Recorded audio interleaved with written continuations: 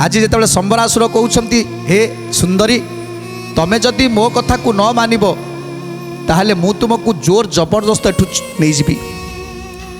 जिते रति देखिले जे या कबल मुक्त हवा एत सहज कथा नुहे ता छड़ा जिते ब्रह्मदेव कहते सती अनुसूया कहते जे या सहित जीवा निहाती आवश्यक कहीं सारावतीपुर को गले तमें कामदेवंकर दर्शन पाइब। तेणु सबु कथा को चिंता करी आज रति राजी हो जाइछंती।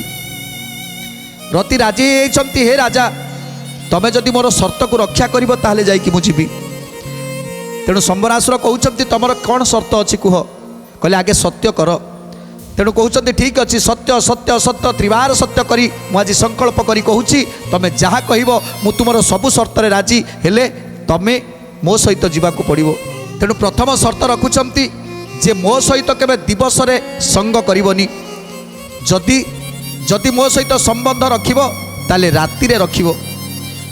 द्वितीय कथा हला जे मते कहार उच्छिष्ट खाइबाकू दबनी। जे मु कहार उच्छिष्ट खाइबिनी कि कहार पालटा पिंधिबाकू मते दबनी। कहार पालटा पिंधिबिनी कहार उच्छिष्ट खाइबिनी कि दिन रे मो सहित संबंध रखिबनी ए कथारे राजी।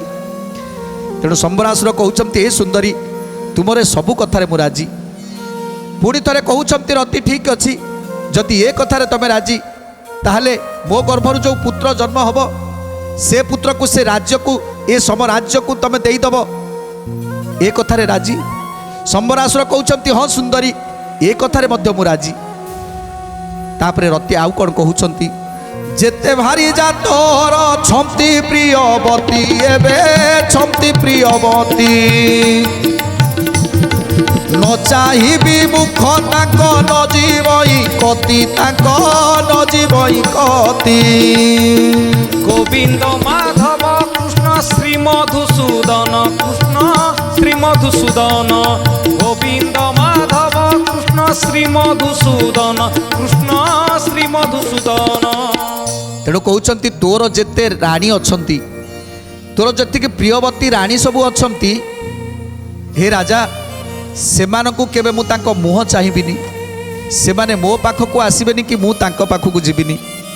सेमाने मते जे केबे जेमिति न देखंती ए कथारे राजी ना। संबरासुर कहउछंती सुंदरी तमर सबु कथारे मु राजी मु पूरा सत्य करिछि तेणु सबु कथारे राजी। आउ कोन कहउछंती जेते बेले बोली बई तोते मुई जाएबे तोते मुई जा नलंघी करिबु सेही कथा नर ना सेही कथा नर ना नलंघी